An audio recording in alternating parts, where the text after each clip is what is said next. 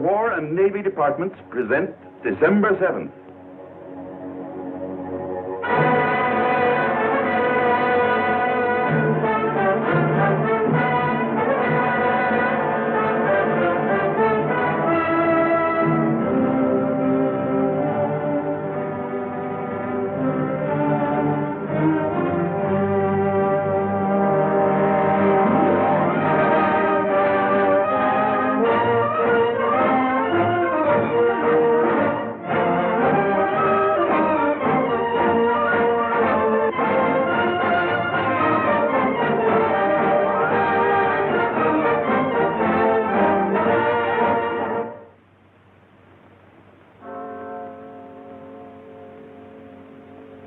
Early Sunday morning on the island of Oahu.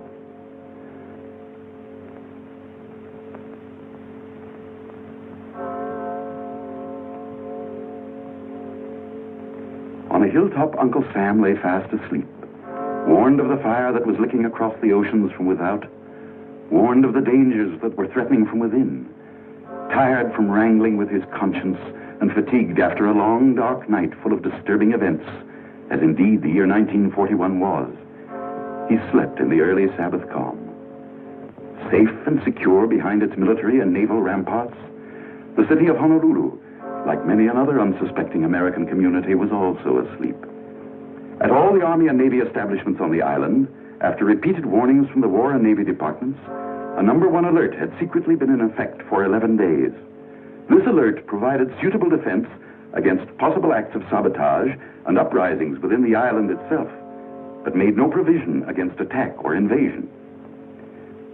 At Hickam Field, the Army's bomber base, precautions were taken to safeguard the equipment against sabotage. Hence, on this Sunday morning, the planes were concentrated in hangars or lined up row by row on the open field. Immediately adjacent to Hickam Field is Pearl Harbor, the Navy's $100 million fist. Here, on this morning of a tragic day of reckoning, capital ships, heavy and light cruisers, lay at anchor. At anchor, too, lay several destroyers, tenders, minesweepers, and repair ships, 86 vessels in all. By 7 o'clock, the city began to stir. For the most part, the atmosphere was serene and quiet. At Hickam Field, ground crews were at work. On a dock in Pearl Harbor, a few bluejackets idled away a few minutes. At Kaneohe, a field mass was being held. Shipmates, today is the 3rd Sunday of Advent, the 7th of December, which means that Christmas is not far ahead. I don't have to remind you fellows that the old Earline is about to shove off, carrying Christmas gifts and letters to the home side. Why not buy them a few presents?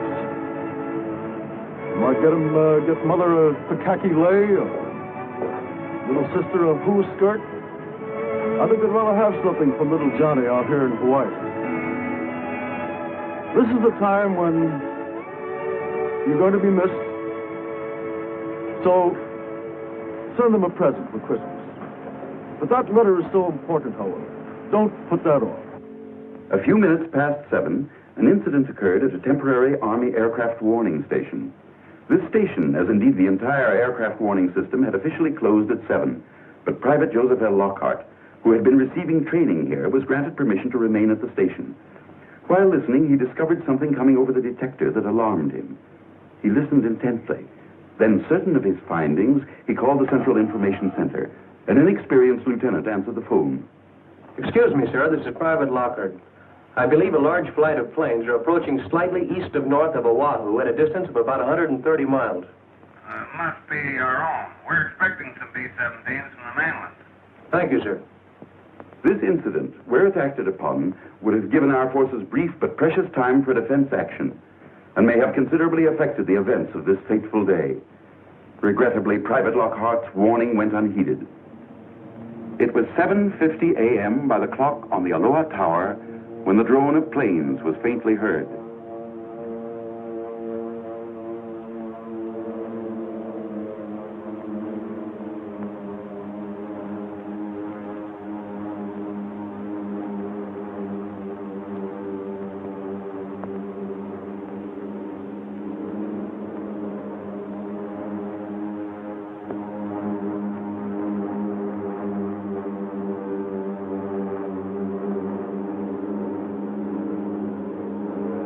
Out of the misty Pacific skies, like tiny locusts, they swarmed in from the sea.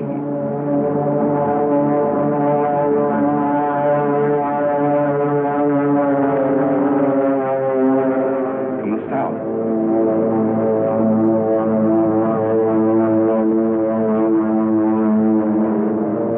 From the southeast.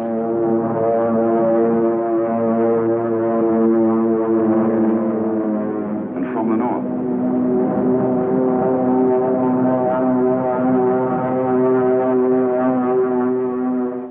At this very moment, on a quiet Sunday afternoon in Washington, Japan's smooth-talking, grinning envoys, Nomura and Kurusu, were blandly delivering to Mr. Hull a lengthy protestation of Japan's peace intentions. Yes, at this very deceitful moment, about 200 of Japan's messengers of death swooped in over our Pacific paradise. On they came, wave after wave, boldly, fearlessly. They had little to fear. They knew that our task forces were at sea, and they knew their disposition. They knew that no long-distance airplane reconnaissance, no inshore airplane patrol was being maintained. They knew from detailed maps they carried with them the exact location of vital airfields, hangars, and other structures. Each was given a specific objective, and straight toward that objective he came.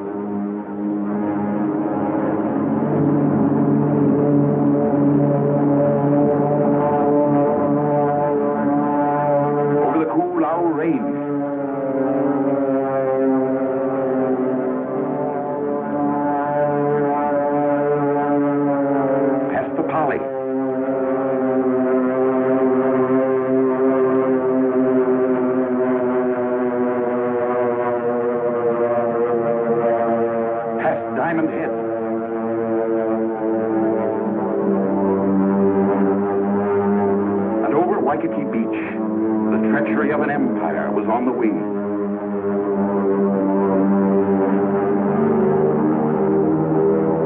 Planned for months with brilliant cunning, favored by our lack of readiness, with the sky and sea all their own, at 7:55 a.m., hell broke loose. Man-made hell, made in Japan.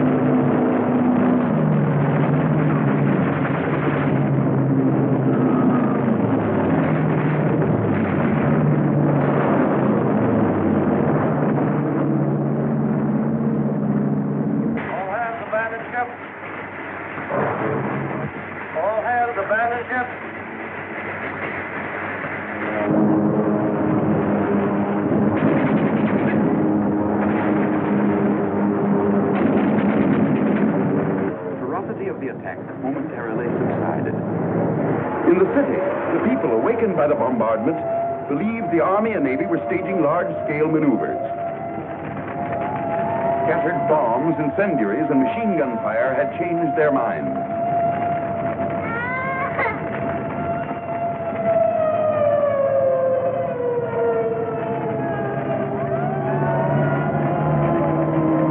One gentleman, when interviewed by a reporter, was stubborn and refused to change his mind. I don't think it is an attack by Japan. But you must have seen the Japanese plane. No, I did not. What about the bombing and gunfire? I thought the Army and Navy were having maneuvers. Look, Mr. Keita, you know that I know that you know that this is an attack by Japan. I have nothing to say. And judging by the smoke pouring out of your chimney, there'll be nothing left to show. I have nothing to say. The second phase of the attack began.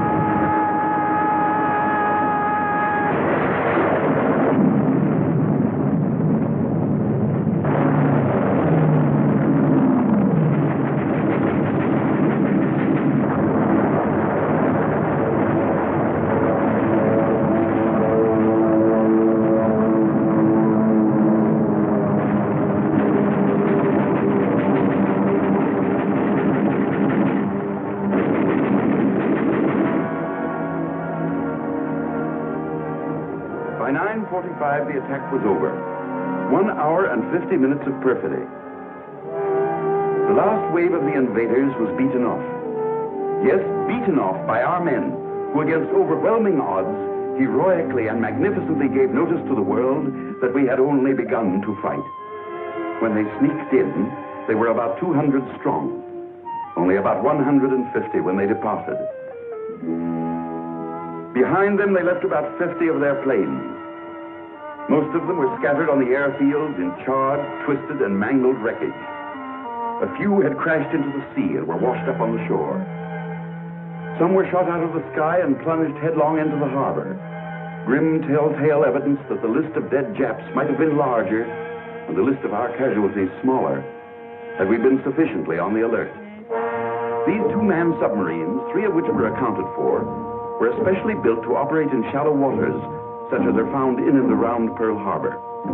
This piece of underwater perfidy won't be forgotten. Yes, this, as indeed the whole diabolical plan of the attack, was conceived and aimed toward achieving one objective, and one objective only: to catch us off guard, smash our fleet, cripple our standing as a sea power, and put us out of business. In this it failed. But tragic and terrible was the scene of destruction. Heartbreaking, the sight of ships built to fight and die proudly, now left burning in shallow graves. Painful and lamentable the scenes at Hickam, Wheeler, Kaneohe. with barracks, hangars, and equipment a mass of battered debris. Always, said President Roosevelt, always will our whole nation remember the character of the onslaught against us.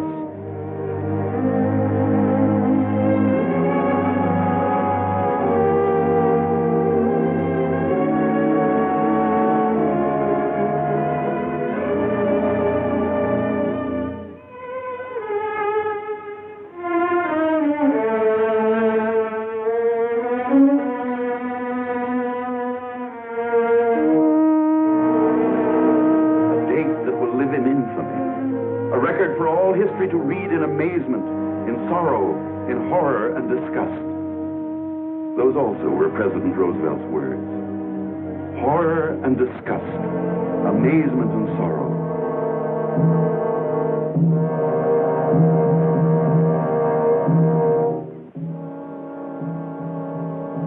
Sorrow, yes. Bitter, grievous, mortifying sorrow.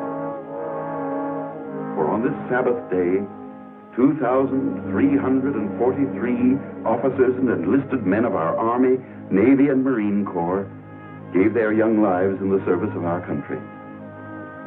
Who were these young Americans? Let us pause for a few minutes at their hallowed graves and ask a few of them to make themselves known. Who are you, boys? Come on, speak up, some of you. I am Robert R. Kelly, United States Army. I came from Findlay, Ohio. My parents are Mr. and Mrs. James E. Kelly. I am Alfred Aaron Rosenthal, United States Navy. I lived in Brooklyn, New York. My parents are Mr. and Mrs. Henry L. Rosenthal. I am Theodore Stephen Zabo, United States Marine Corps. My hometown is Castalia, Iowa. Those are my parents, Mr. and Mrs. Stephen Zabo. I am Moses Anderson Allen, United States Navy. I lived on a farm in Cove, North Carolina.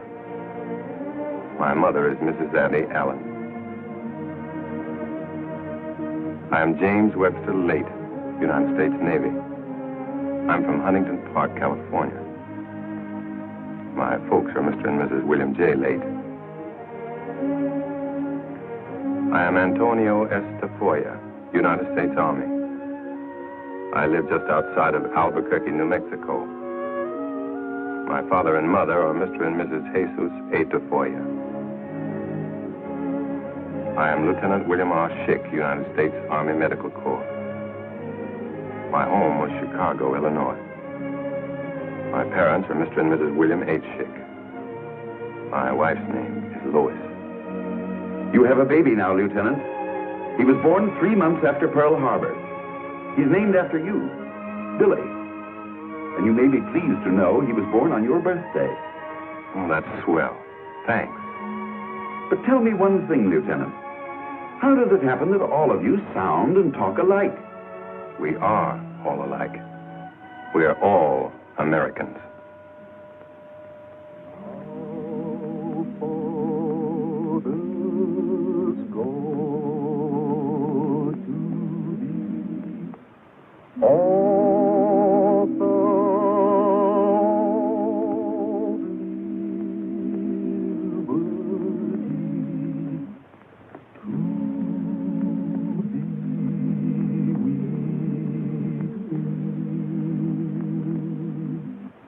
Long may our land be bright with freedom's holy light. Protect us by thy might.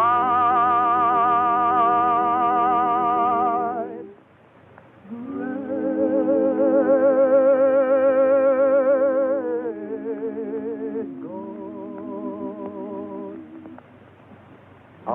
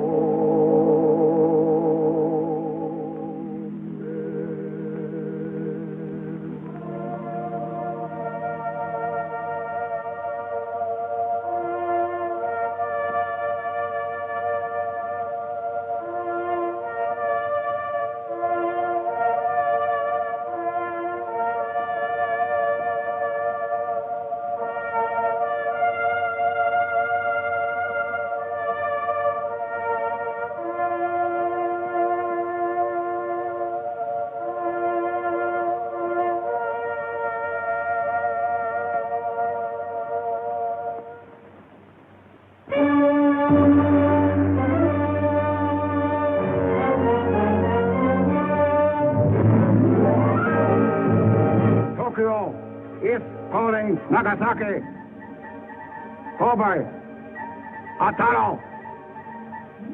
His Excellency Premier General Hideki Tojo will report to the nation. For many years, the democracy of the United States has threatened to enslave the life of our peace-loving nation. That threat has now effectively been disposed of. I have the honor to report that our bombers have struck an annihilating blow at United States sea power. Here are the facts. Almost immediately, the crowing began. Let's listen to the facts. The battleship Arizona sunk and lost. Regrettably, that's correct, Mr. Tojo. The aircraft carrier Enterprise capsized and lost. Incorrect. That's the old target ship Utah. The battleship Oklahoma capsized and lost. Capsized, but not lost. Plans are underway for righting her. The battleships California, Nevada, and West Virginia permanently damaged beyond repair. Temporarily damaged. But just a minute, Mr. Tojo. Before you go any further with your facts, meet Captain H.N. Wallen of our Navy. He is the Bureau of Ships expert on salvage and repair.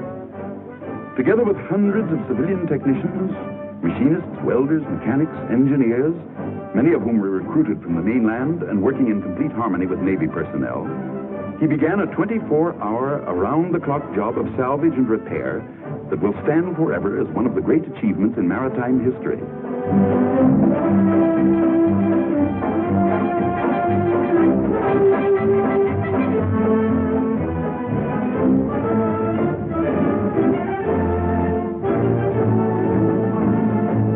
Above and below the water's surface, this epic of masterful engineering went on. Captain Wallen has proved you a mighty tall storyteller, Mr. Tojo. He calls your facts by a rich Navy word, scuttlebutt. And from the very moment the attack was over, he set out to scuttle your kind of scuttlebutt.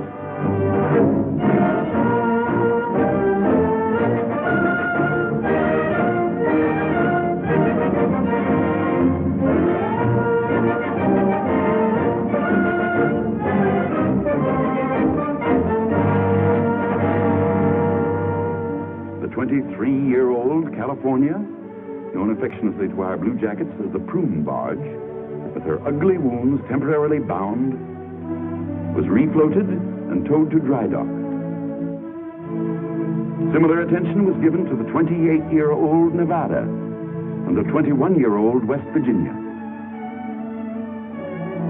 Here in dry dock, in record-breaking time, they were overhauled and improved from stem to stern, from hull to peak. Now, dressed in their up-to-the-minute fighting garb and raring to go, these mighty warriors and their proud crews stand out to sea. Godspeed.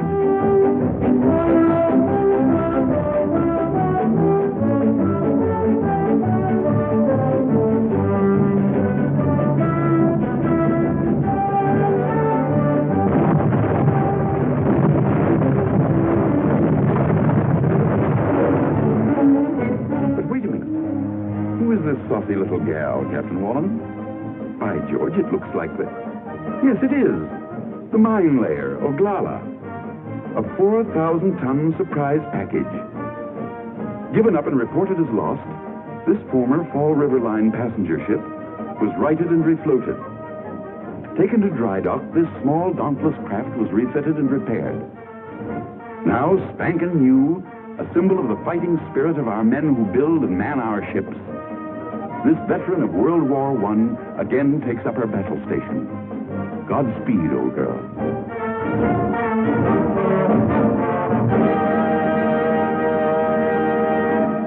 So you see, Mr. Tojo, how poorly your facts stand up. Sorry to have interrupted. That which is left of the Pacific Fleet is now in disorderly flight, seeking shelter in the Panama Canal. Before you were lying. Now you're fishing. All shipping lanes between the United States mainland and Hawaii are blockaded. And now you're wishing. No phantom ships these, Mr. Tojo. but a huge convoy from the mainland. 36 ships, quite a number for blockade runners. And they're loaded to the gunwales with reinforcements and supplies. And here's a tip, Mr. Tojo. More of these convoys are on the way.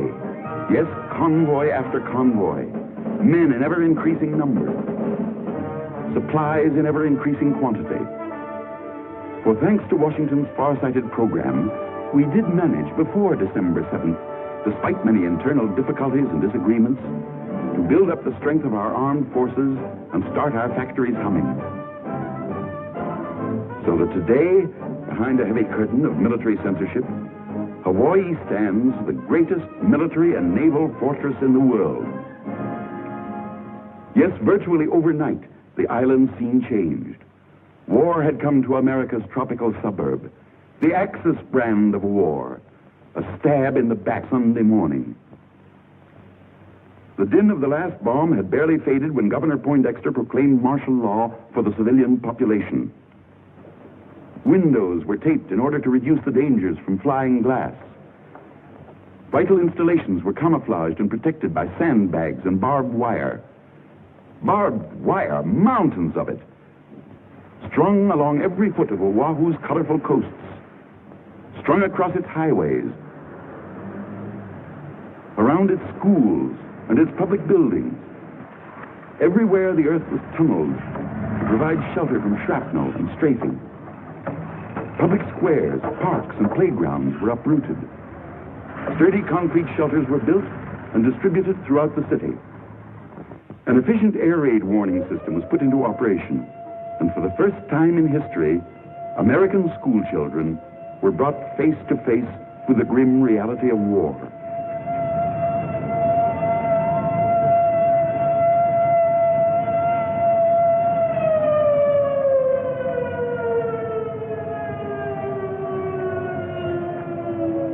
Even tiny little tots, confused and bewildered, were taught to march into zigzag trenches. How difficult to convey to them the why or wherefore of this strange game. Still more difficult to explain the need for these monstrous-looking things. But the fathers and mothers of Hawaii did. For this war is a war of survival, a people's war. Even a little people's war. Yes, your bombs, Mr. Tojo, brought many changes, and in no small measure served to further complicate the already complex life of the Japanese in Hawaii. As though to permanently erase their relationship with the homeland, they wiped out or removed every vestige of the written Japanese word. Closed are the language schools. Empty and boarded up the Shinto temples. Gone the flag of the rising sun. This young American Japanese gave the best illustration that over Hawaii, the rising sun had begun to set.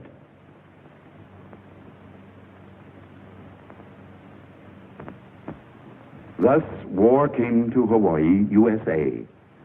The Aloha Tower, once the symbol of welcome and hospitality, now stands clad in weird war paint. No longer do luxurious liners bring vacation-bent tourists to these once happy isles. The liners, too, have gone to war. No longer is Waikiki Beach the sun-kissed playground of the Pacific. Barbed wire has changed its face, too. Now, at twilight, the city streets are empty and deserted. Blackouts start each day promptly at dusk. Well, you may crow, Mr. Tojo. You've done a good job of stabbing in the back.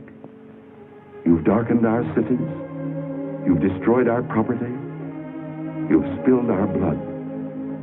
Our faith tells us that to all this treachery, there can be but one answer, a time-honored answer. For all they that take the sword shall perish with the sword.